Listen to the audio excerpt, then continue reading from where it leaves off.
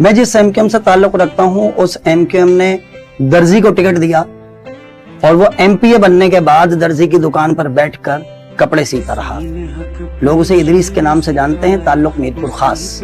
Professor خالد وہاب صاحب میرے ساتھ MNA تھے. پرویز قریشی حیدرآباد سے ایک فیکٹری کا سپروائزر تھا اور اس کو الیکشن میں ٹکٹ ملا. اس کے بعد وہ غریب دوبارہ فیکٹری کا سپروائزر بنا. اپنا جانتا ہوں کہ میں تو اسکول ٹیچر تھا. مجھے گھر سے بلا کے MNA بنا دیا, کال کر کے کہا تھا. 4600 روپے خرچ ہوئے ٹوٹل میرے الیکشن میں. وہ کارڈ خریدے تھے ٹیلی فون پہ. کپڑے مجھے پارٹی نے دیے تھے.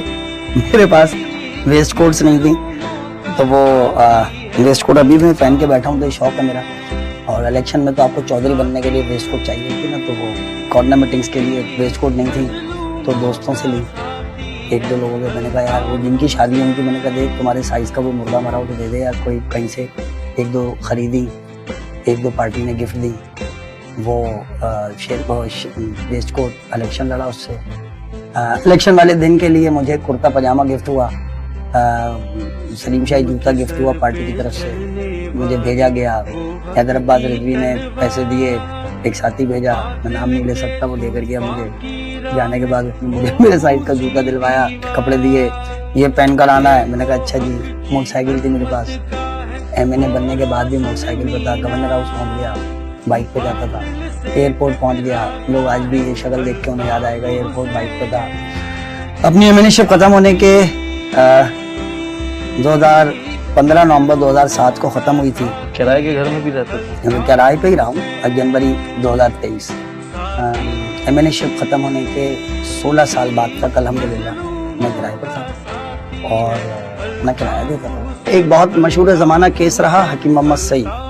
حکیم محمد سعید کے کیس کے اندر ایک شخص کو جو ہے وہ نامینیٹ کیا جاتا ہے. 13 سال وہ شخص جو ہے وہ جیل کی سختیاں برداشت کرنے کے بعد باعزت بری ہوتا ہے. اس کی بہن کو اسی متحدہ قومی موومنٹ نے MNA بنایا اور MNA بننے کے 3 ماہ کے بعد سے لے کر آج 10 سال ہو گئے وہ ایک پرائیویٹ اسکول کے اندر پڑھاتی ہیں. رکن قومی اسمبلی تھی سابق. شبینہ طلعت کے نام سے لوگ انہیں جانتے ہیں. بہت بڑی لسٹ ہے لوگوں کی جو اپنی پرائیویٹ نوکریاں کرتے تھے, بعد میں بھی پرائیویٹ نوکریاں کرتے. جس وقت میں MNA شپ سے واپس آیا اس کے 3 مہینے بعد میرے پاس مکان کا کرایہ نہیں تھا. سال بھر تک کم وقت جو ہے مجھے کوئی نوکری دینے کے لیے تیار نہیں تھا. میں نوکری بڑی مشکل سے ڈھونڈتا رہا. تو میرے بھائی میری ذاتی رائے یہ ہے کہ میرا رزق, اگر میں الحمدللہ میں نے اپنا 10 سال 12 سال پیمنٹ کر کے میں نے اپنا ایک چھوٹا سا آشیانہ بنایا. اگر میں MNA ہوتا تو میرا گھر آج بھی نہیں ہوتا. خدا کی قسم. وہ الیکشن لڑ رہا ہوتا نا تو کہیں ادھر ادھر دھکے کھا رہا ہوتا, آج بھی نہیں ہوتا. میں ہمیشہ ہر ایک سے کہتا ہوں میں نے MNA شپ ہو کر تو میں خدا کی قسم 42,000 روپے تنخواہ تھی, 8,000 روپے میں اس کے دے دیتا تھا زکوٰۃ فطر کے. میرے پاس تو اس کے پیسے نہیں بچتے تھے. اللہ تعالیٰ کا کرم ہے, گزارا کیا الحمدللہ وہ کافی تھے میرے لیے. پولیٹیکل پارٹیز کے 200 افراد ہوتے ہیں لیکن ان 6 اور 8 افراد کے گرد ہمارا معاشرہ گھومتا رہتا ہے جن کی کرپشن زبان زد عام ہوتی ہے.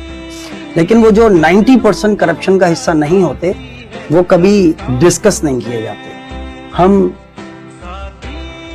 4 6 8 لوگوں کی کرپشن کو سامنے رکھ کر پولیٹیکل پارٹی کا امیج بنا دیتے ہیں. میرا خیال ہے اس معاشرے کو مائنڈ سیٹ بدلنے کی ضرورت ہے.